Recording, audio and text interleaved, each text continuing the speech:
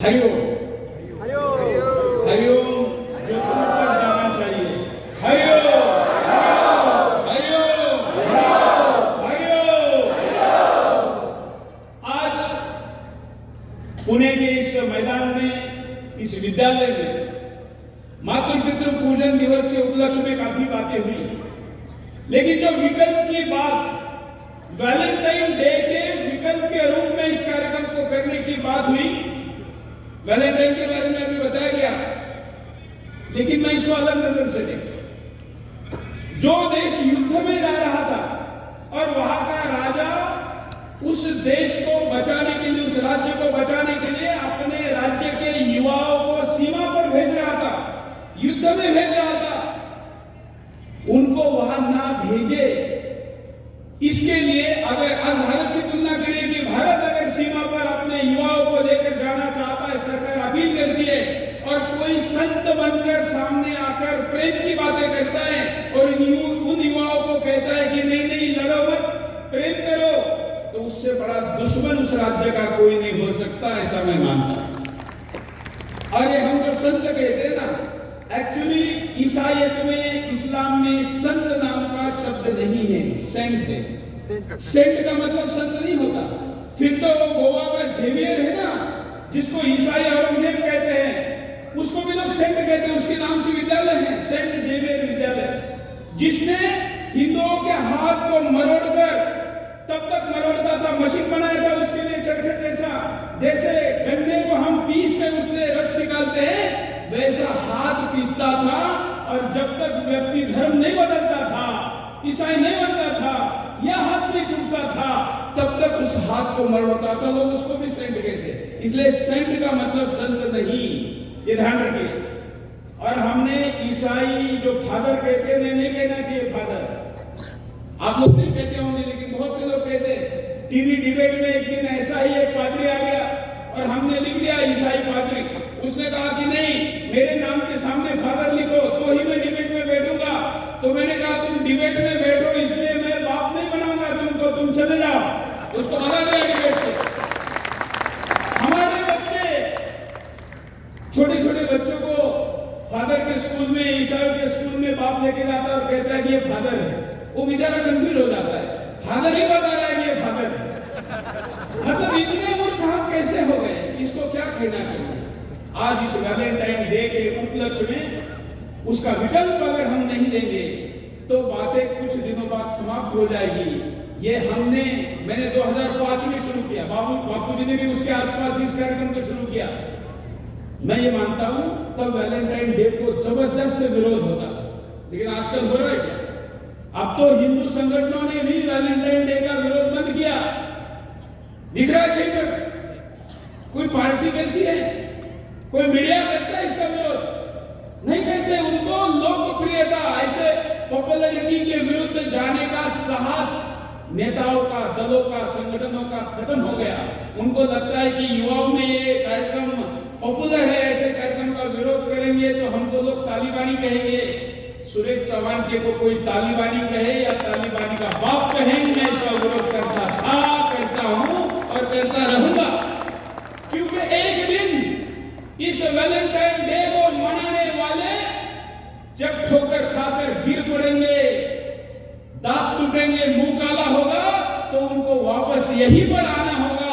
तब कोई बोलने वाला जीवित रहना चाहिए। इसलिए हम आज इसका विरोध करते हैं, क्योंकि इसने हमको दिया क्या है? आज भौतिकवाद की तरफ जाने वाली युवाओं की पीढ़ी हर कॉलेज में हग डे, रोज डे, क्या क्या मनाया जाता है। भारत सरकार ने कहा कि गाय का अलिंगन दिवस, काऊ हग डे, और बड़ा विरोध हुआ, मजाक उड़ाई जाने लगी। दुर्भाग्य से सरकार ने पता नहीं क्यों उसको वापस ले लिया। अरे मराठी में मैं कहूं तो बाईला मिठी मारली तर चालती, पण गाईला मारली चालत नाही, म्हणजे काय? ये कितनी मूर्खता है कि गाय को अलिंगन देंगे तो आपत्ति है, लेकिन किसी जिससे विवाह नहीं हुआ उस लड़की को देंगे तो कोई आपत्ति नहीं है। ये दिवालिया दिमाग जिन मीडिया वालों का है, उनसे कभी भी प्रभावित नहीं होना चाहिए। मैं हमेशा कहता हूँ, खास करके मीडिया और बापू के बारे में बोलते समय, कि जिनको बाप नहीं समझ में आया उनको बापू कहाँ से समझ में आया। और इसलिए ये विकल्प के तौर पर जो मातृ पितृ पूजन हमने दिया है, आज माता पिताओं की स्थिति क्या है? महाराष्ट्र जैसे संस्कारी राज्य में भी जहां खड़े होकर हम सांस्कृतिक राजधानी पुणे से बात करें, वृद्धाश्रम बढ़ रहे कि नहीं? कितने बढ़ रहे? बेटे को बहुत पढ़ाया लिखाया, उसको अच्छा जॉब दिया, वो चला गया अमेरिका में। आज पुणे में अकेले रहने वाले माता पिताओं की संख्या पुणे जैसे शहरों में भी इतनी ज्यादा है। एक तरफ खुशी है, लेकिन क्या ऐसा समाज हम चाहते हैं? कोई कहेगा कि नहीं, क्या करें, उनका करियर बनना चाहिए। अरे करियर की व्याख्या क्या है?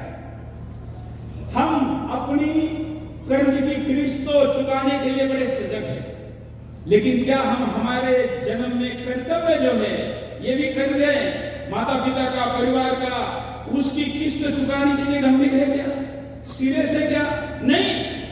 हम हमारे वाहन का, भवन का, खुद का लाइफ इंश्योरेंस तो निकालते हैं, उसका प्रीमियम भरते हैं, लेकिन रिश्तों का प्रीमियम भरते हैं क्या?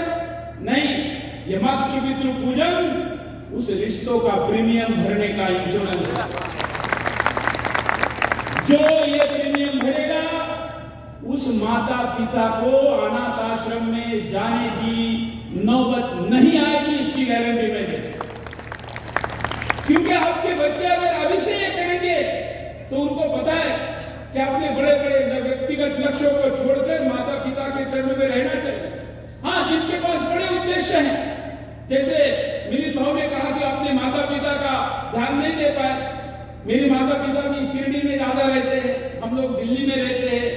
जैसे यहाँ हम कहते हैं कि रात्रन दिन हमारा युद्ध का प्रसंग, हमारी भी वही हालत है। तो हमने हमारी माता के पास एक दिन कहा कि हमें मन में कभी कभी व्यथा होती है कि हम आप लोगों को टाइम नहीं दे पाते। तो हमारे माँ ने कहा कि छोटी माँ की पूजा तो हर कोई करता है, ध्यान हर कोई देता है, तुम बड़ी माँ का ध्यान दे रहे हो, इसलिए मेरी सेवा। और ऐसे हमारे माँ बाप, इसलिए तो हम ऐसा कर पा रहे, नहीं तो हम भी बाकी चैनल वाले जैसा MTV वाला होते तो हमको कौन पूछता? भाई यहाँ आकर ऐसे इस कार्यक्रम में भी नहीं बैठना पड़ता, पेड़ कार्यक्रम में होते, 5 स्टार होटलों में अर्धनग्न नारियों के साथ, और फिर भी लोग सेलिब्रिटी कहते हैं। लेकिन जीवन में बनना क्या है, इसका लक्ष्य तय होना चाहिए। मित्रों, आज ये मातृ पितृ पूजन विश्व में कितने लोग साझा करते हैं, आप जानते हैं? इसका आंकड़ा आज गुजरात के पॉपुलेशन से बड़ा हो गया है। विश्व में छोटे देशों की संख्या एकत्र करो तो 21 देशों के संख्या के बराबर लोग मातृ पितृ पूजन मनाते हैं। 21। इतनी बड़ी संख्या में जो लोग कर रहे हैं, ये आने वाले दिनों में बाकी लोग भी करेंगे। चिंता मत करिए, क्योंकि सत्य के मार्ग पर, संस्कारों के मार्ग पर चलना मुश्किल होता है, लेकिन जो इस मार्ग पर चलता है, और हर स्थिति, व्यक्ति का जीवन हो, कोई संस्था हो या कोई आंदोलन हो, कोई विचार हो, उसके जीवन में 3 अवस्थाएं आती है। लोग शुरू में इग्नोर करते हैं, बाद में विरोध करते हैं, और उसके बाद उसको स्वीकार करते हैं। आज कोई इग्नोर कर रहा होगा, विरोध कर रहा होगा, तो कल उसको भी स्वीकार करना ही होगा, वो स्थिति आएगी। विश्वास रखिए। ये क्यों आया? ये स्थिति क्यों ऐसी पैदा हो गई कि हम माता पिताओं को वृद्धाश्रम में रख रहे हैं? आज घरों में जो टीवी है ना, आपके बच्चे आपके साथ ज्यादा समय बिताते हैं कि टीवी के साथ ज्यादा समय बिताते हैं, या मोबाइल के साथ ज्यादा समय बिताते हैं? आज हिंदुस्तान के बच्चे विश्व के मल्टीनेशनल कंपनियों के लिए एक ग्राहक के तौर पर शिकार बनाए जा रहे हैं। कार्टून के द्वारा उनके दिमाग में ऐसी बातों को डाला जा रहा है कि कल का हिंदुस्तान है, इसको आज ही गुलाम बना के रखना है। इतना बड़ा, आज 150 करोड़ जिसकी आबादी है, हम चाइना को बिछड़ चुके हैं, हम आगे चाइना से ज्यादा आबादी हो चुकी है हमारी। ऐसे देश का युवा अगर दिमाग से गुलाम रहेगा तो शरीर से युद्ध कर पाएगा क्या? कर पाएगा? नहीं। हम शिवाजी महाराज चाहते हैं हर कोई कहता है हाँ शिवाजी महाराज जैसे महापुरुष आने चाहिए, लेकिन जीजा माता बनने के लिए कितनी माताएं तैयार है? और अगर जीजा माता ही नहीं बनेगी तो शिवाजी महाराज कैसे आएंगे? विश्व का उद्योगपति लीजिए, विद्वान लीजिए, राजनेता लीजिए, साइंटिस्ट लीजिए, माँ बाप के बगैर आ सकता है क्या? उनके बगैर आ सकता है क्या? नहीं, वो चाहिए। वो जितने महान होंगे, बाप से बेटा सवाई, ऐसा ही हम कहते हैं ना।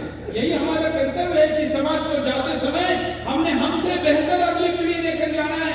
लेकिन आज व्यक्तिगत स्वार्थों के कारण, इतना ही क्या, आज ऐसी माताएं हैं जो अपने बच्चों को अपना स्तनपान इसलिए नहीं कराती क्योंकि डॉक्टर कहता है कि बच्चे को स्तनपान कराओगी तो तुम्हारी सुंदरता कम हो जाएगी। है कि नहीं? ऐसी माताएं करोड़ों की संख्या में है जो अपने बच्चे को अपनी सुंदरता के भय में दूध नहीं पिलाती। वो शेर पैदा कर सकती है क्या? कर सकती है?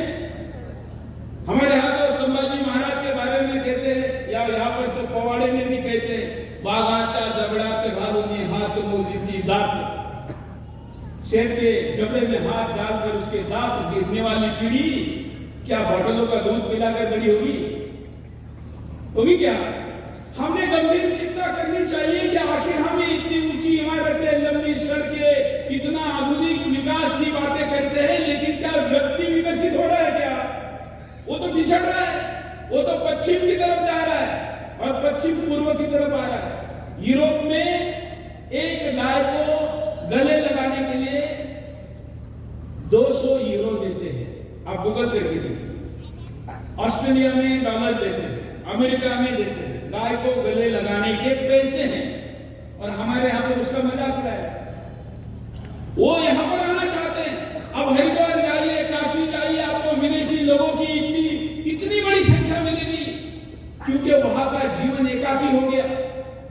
आज हिंदुस्तान में माता पिता खास करके ध्यान दे, इस निमित्त हमको ऐसे मुद्दों पर चर्चा करनी चाहिए। आजकल ऑनलाइन फूड होम डिलीवरी का बड़ा चलन चल पड़ा है कि आसानी से घर पे खाना मंगाओ, घर में बनाने की जरूरत नहीं। अमेरिका में ये स्थिति 1968 में शुरू हुई थी। वहां के समाजशास्त्रियों ने कहा कि अगर घर के अंदर का किचन समाप्त हो जाएगा तो घर हॉस्टल और होटल बन जाएगा। आज अमेरिका में 68 के बाद 2023 में जब आपके सामने मैं खड़ा हूं तो केवल 6% माता पिता बच्चों के साथ रहते हैं। कितना? केवल 6%। पहली शादी 50% पहला मैरिज डाइवर्स होता है, 74% दूसरा डाइवर्स होता है और 98% तीसरा डाइवर्स होता है। उसके बाद वो अकेले ही रहता है। किचन समाप्त तो घर का घरपन समाप्त। इसलिए घर का किचन समाप्त नहीं होने देना चाहिए। माँ ने अपने हाथ से बनाकर खिलाया हुआ खाना ही सबसे बड़ा प्रसाद है। हम महाराष्ट्र में और पूरे देश में साउथ इंडियन होटल देखते हैं, उडुपी होटल, और उडुपी की टेस्ट सबसे अच्छी होती है ऐसा कहते हैं साउथ इंडियन डिश में। क्यों अच्छी होती है आप जानते हैं? मैं गया था कभी उडुपी 5-1 साल पहले किसी कार्यक्रम में। उस कार्यक्रम में मैंने कहा कि यार ये पूरे हिंदुस्तान में, विदेश में कहीं पर भी जाओ तो उडुपी रेस्टोरेंट और फिर उसका सबसे अच्छा टेस्ट है, क्या बात है? तो उन्होंने कहा कि भगवान श्री कृष्ण का मंदिर है उडुपी में और हर घर से बनने वाला अन्न सबसे पहले कहा जाता था मंदिर में, भगवान श्री कृष्ण के यहाँ पर। तो कोई माँ अपने लिए बनाएगी तो कैसा बनाएगी, और कोई माँ अगर भक्ति भाव से ईश्वर के लिए बनाएगी तो सबसे अच्छा बनाएगी ना। तो उडुपी के हर घर से ये हाथ में पाक कला लोगों के आ गई थी कि वो ईश्वर के लिए अन्न प्रसाद बना रहे हैं और इसलिए वो सर्वश्रेष्ठ बनता था। ये उनके जिन्स में आ गया और सैकड़ों हजारों वर्षों का भी वो जो साउथ इंडियन फूड बनाते हैं वो ईश्वर को बनने वाले अन्न के संस्कारों के कारण सर्वश्रेष्ठ होते हैं। ये हम हमारे यहाँ भूल गए। हमको लगने लगा कि चमकदार पैक होकर आने वाला खाना अच्छा है। अन्न से ही संस्कार होता है, जैसा अन्न वैसा मन। हमारे यहाँ तो गुस्सा मन में लेकर खाना नहीं पकाना चाहिए, ना धोकर करना चाहिए। अरे पता नहीं तुम जहां से खाना मंगा रहे हो सकता हो थूक जहाज वाला हो, थूक डालकर बेचता हो। पता नहीं ना, क्योंकि अनस्किल्ड लेबर में यह संख्या ज्यादा है। हम क्या बता रहे, उसको खाकर हमारे बच्चे क्या बनेंगे, क्या उसके अंदर क्या डाला जा रहा है आपको पता भी है। आज लड़ाई केवल ईसाई और मुसलमानों से नहीं है, बहुत बड़े चिंता का विषय है मित्रों। पहले इतने आईवीएफ सेंटर होते देखा, बच्चे पैदा करने के लिए जो आईवीएफ सेंटरों में जाना पड़ता है, जो जा रहे हैं मैं उनकी, वो तो विक्टिम है, मैं उनके खिलाफ नहीं बोल रहा हूं, वो तो उसके शिकार हो गए। इतने सेंटर थे क्या पहले? नहीं। आज क्यों हैं? आपको बचपन से लेकर बड़ा बनने तक, शादी विवाह होने तक आपके दिमाग में डाला गया ढोस, आपके खून में डाले गए ढोस, दवाई, खान पान, ये षड्यंत्र पूर्वक आपको ऐसी दी जा रही है कि आप बच्चे पैदा न कर सके। जैसे आप हर चीज दुकान से खरीद रहे हैं ना, अभी पहले अचार होता था घर में बनाते थे, अब काम पे जा रहे हैं और कमाई के पैसे खाने पे लगा रहे हैं। क्या हो गया? सारी चीजें आपने बाहर से लाई, तो विदेशी कंपनियों ने एक षड्यंत्र बनाया है और उस षड्यंत्र के अनुसार अगले कुछ वर्षों बाद कोई मां अपने कोख से बेटे को, बेटी को जन्म नहीं दे पाएगी।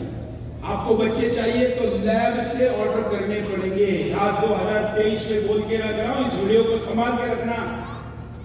यह षड्यंत्र होने जा रहा है कि आपको बेटा कैसा चाहिए, यूरोपियन चाहिए क्या, 7 फीट हाइट का, कैसा चाहिए, बिल्ली जैसे आंखों वाला, नीले आंखों वाला, किस रंग का चाहिए। आपको लैब से बच्चे लेने पड़ेंगे। क्या ईश्वर के क्षेत्र में होने वाली इस हस्तक्षेप को आप स्वीकार करेंगे?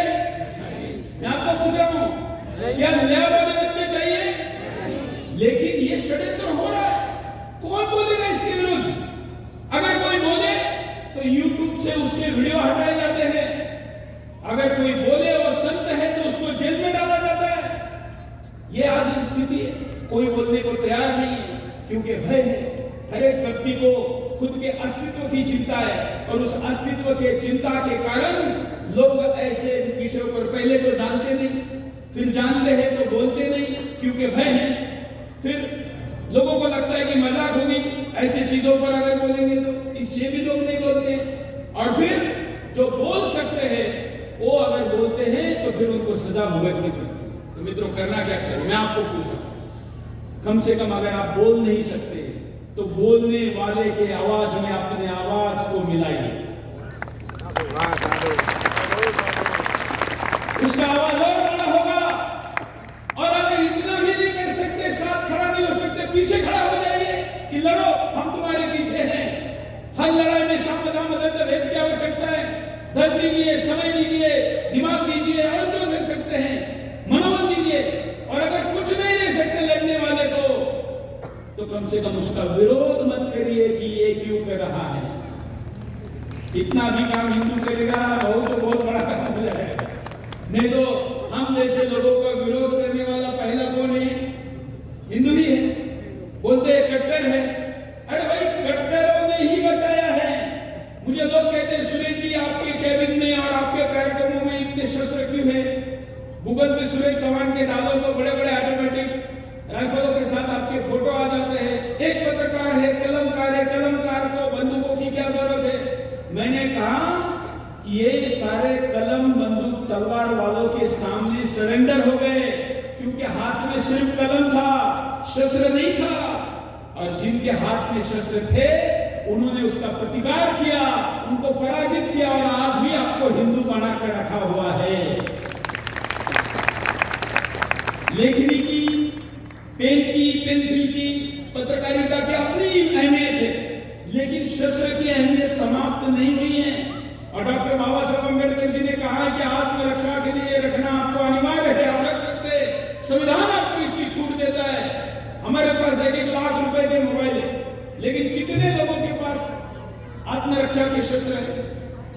हमारी बेटी को कोई लव जहादी आकर लेकर उठा के लेके जाता है और हम 102 नंबर पे कॉल करते हैं, कोई मारने आता है? क्या है? कुछ नहीं है। मैं ये नहीं कह रहा हूं कि शस्त्र लेकर आप गैर कानूनी काम करो। हिंदू कभी भी गैर कानूनी काम कर ही नहीं सकता। और ये जो धार्मिक जनता है जो मेरे सामने बैठी है, तो कर ही नहीं सकते। अपने गुरु पर इस शताब्दी का सबसे बड़ा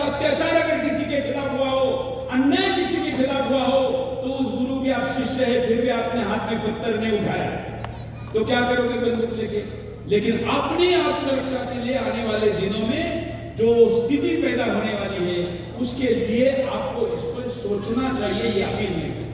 मित्रों, आज मातृ पितृ पूजन के निमित्त में हम क्या क्या करें, क्योंकि मैंने स्थिति बताई, कारण बताया, परिणाम क्या हुआ ये भी बताया, तो उपाय भी बताना जरूरी। मित्रों, उपाय ये है कि हम लोग कहते हैं क्या करें, हमारा कोई सुनता नहीं है, ज्यादा लोग नहीं है, टीवी वाले दिखाते नहीं है, तो आप जरूरी नहीं कि हर व्यक्ति के हाथ में टीवी हो। आप इतना अवश्य कर सकते हैं कि आपके आसपास के सर्कल में ये चीज करना प्रारंभ करो। अपने खुद के घर के अंदर 16 संस्कारों में से जितने ज्यादा संस्कार आप कर सकते हैं करिए। मातृ पितृ पूजन जैसे दिवस करिए। अपने पड़ोसी को तो प्रभावित करिए, कम से कम आपके जहां जॉब कर रहे आपका सहकर्मी उसको प्रभावित करिए, आपके पड़ोसी को करिए, आपके नाते संबंधों में जो रिश्तेदार है उनको करिए। अपने सर्कल में तो प्रभावित करिए, पूरी दुनिया को प्रभावित करना छोड़ दीजिए। अगर हर व्यक्ति अपने यहाँ पर एक दीपक की तरह जलेगा तो भी अंधेरा छटेगा, ये विश्वास रखिए। और इसलिए ये अपने आसपास करिए, प्रतिष्ठा दीजिए कि अगर कोई अपना जन्मदिन बनाते समय केक के बजाय दिए लगा रहा है या कुछ और कर रहा है तो उसको शेयर करिए। वो अनजान होगा तो नहीं चलेगा, उसको शाबाशी दीजिए। आप खुद ये गलतियों को भी करेंगे नहीं, लेकिन जो अच्छा करता है उनको कहिए। मैं उन मंदिर वालों को कहता हूं जो इस वीडियो को देखेंगे, यहाँ होंगे, हर मंदिर में जैसे होटलों में उन्होंने बर्थडे मनाने के लिए स्पेस बना के रखी है, हर रेस्टोरेंट में सारी सुविधा होती है, आप जाइए मनाने, सब कुछ रेडी होता है। हमारे सारे मंदिर क्यों नहीं ये कर सकते? क्या उस मंदिर के आसपास के जितने घर है, किसका भी जन्मदिन हो, वो जन्मदिन मनाने मंदिर पे आ जाए, मंदिर सारी व्यवस्था करे, जाएंगे ना। हम हमारे बच्चों को ये नहीं सिखाते, मुसलमान के छोटे से छोटे बच्चे को पूरा अपना मजहब बताएं, ईसाई के बच्चे को पूरा रिलीजन बताएं, लेकिन हिंदू का बच्चे को हम कहते हैं कि अरे तुम्हारी उम्र नहीं है, ये तुम्हारा काम नहीं है, अभी रहने दो। तो कब करेगा? बुढ़ापे में, तब तक रहेगा क्या? और इसलिए अपने से शुरू करिए, अपने पड़ोसी से करवाइए, अपने रिश्तेदारों से करवाइए, जिसमें जन्मदिन मनाना हो, विवाह हो। आजकल विवाह के निमित्त में प्री मैरिज वेडिंग, इसने बहुत नंगा नाच चलाया। लोग बोलते नहीं ऐसे, मतलब उनको लगता है कैसे बोलेंगे, फलाना नाराज हो जाएगा। अरे सबको खुश करने के लिए आए हो क्या? खुश करने के लिए आए हो या आनंदी बनाने के लिए आए हो? अब वो मूर्ख है, उसको पता नहीं। आज प्री वेडिंग के नाम पर विवाह पूर्व क्या क्या हो रहा है, इसके खिलाफ अगर कोई बोलेगा नहीं तो इसको प्रतिष्ठा मिलेगी, और अगर इसको प्रतिष्ठा मिलेगी तो हमारे कितने संस्कारों की अवस्था खराब होगी, सोचिए। ऐसे और भी कई चीजें हो रही है, उनके खिलाफ बोलना प्रारंभ करिए। कुछ नहीं, लोग आपको कहेंगे पागल हो गया तो नहीं चलेगा, क्योंकि विश्व का इतिहास ऐसे आग्रह के पागलों ने ही बदला है। और इसलिए आज 12 तारीख को ही हम यहाँ पर मना रहे हैं, और पुणे तो सांस्कृतिक नगरी है। यहाँ के वीरों ने छत्रपति शिवाजी महाराज जी का संकल्प, स्वप्न और वो कल्पना को हाथ में लिया और इस हिंदुस्तान में अटक से कटक तक भगवा लगाया। ये वहां की, ये शिवाजी महाराज की प्रेरणा की भूमि है। मित्रों, हम सब 15 अगस्त मनाते हैं, 26 जनवरी मनाते हैं, मनानी चाहिए। आधुनिक की वही आजादी मिली है, स्वतंत्रता मिली है, लेकिन हमने मुगलों से, मुसलमानों से, तुर्कों से, ईरानियों से, सारे आतताइयों से, मराठों ने स्वतंत्रता दिलवाई थी पूरे हिंदुस्तान को। इसका दिन क्यों नहीं मनाते? पाटिल साहब, मनाना चाहिए ना। और इसलिए ये आने वाला जो वर्ष है वो हिंदू साम्राज्य का 350वां वर्ष है। छत्रपति शिवाजी महाराज जी ने जो हिंदवी स्वराज्य स्थापन किया था, हिंदू राष्ट्र स्थापन किया था, उसका 350वां वर्ष है। पूरे साल भर मनाया जाने वाला है। ऐसे विचारों को लोगों के सामने लेकर जाने का ये बड़ा अवसर है। मैं आज आपको अपील करता हूं कि अगर आप इस 350वें वर्ष में रोज का 1-2 घंटा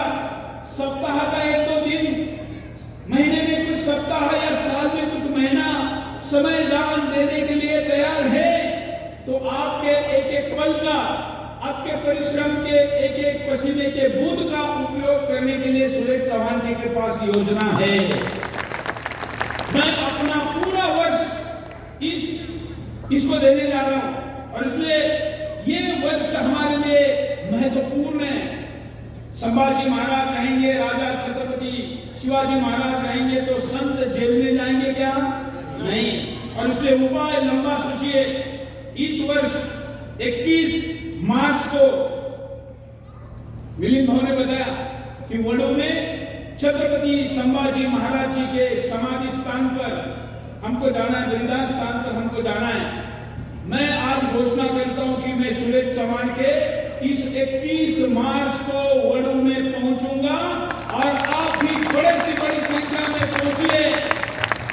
150 करोड़ के हिंदुस्तान में 5 लाख केवल संकल्प है, कोई बहुत बड़ा नहीं है। इससे ज्यादा लोग तो मुसलमानों के वो वीजा होते हैं ना, उसमें आते हैं।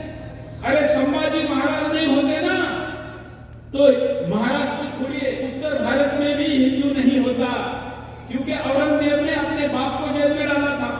बादशाह बनने के लिए अपने सगे भाई का कत्ल किया था, गंदर काटी थी दारा शेखों की, खुद के बेटे को भी जेल में डाला था। ओ औरंगजेब 27 वर्ष महाराष्ट्र के भूमि में मराठों ने दौड़ा दौड़ा कर कुत्तों की मौत मारा था। संभाजी महाराज का शौर्य संघर्ष, अगर औरंगजेब कहीं दिल्ली पहुंच जाता तो संभवतः हिंदुस्तान भी हिंदुस्तान नहीं होता। इसलिए संभाजी महाराज केवल महाराष्ट्र के नहीं है, संभाजी महाराज समस्त हिंदुओं के हैं। और ये अपील केवल महाराष्ट्र के हिंदुओं के लिए नहीं, विश्व का हिंदू जहां कहीं भी रहता हो वो उसने 21 मार्च को, समय क्या रहेगा, 21 मार्च को सुबह 12 बजे पुणे जिले के वडू तहसील में आना, वडू में आना है, जो पुणे से कुछ ही किलोमीटर के दूर पर शिरूर तहसील में, पुणे जिले में, पुणे से लेकर नगर की तरफ जाने वाले रोड पर यह स्थान लगता है। यहाँ पर आइए, हम भी आएंगे। आज के इस मातृपितृ पूजन दिवस के उपलक्ष्य में हम वर्तमान के साथ भविष्य की चुनौतियों की चिंता करें।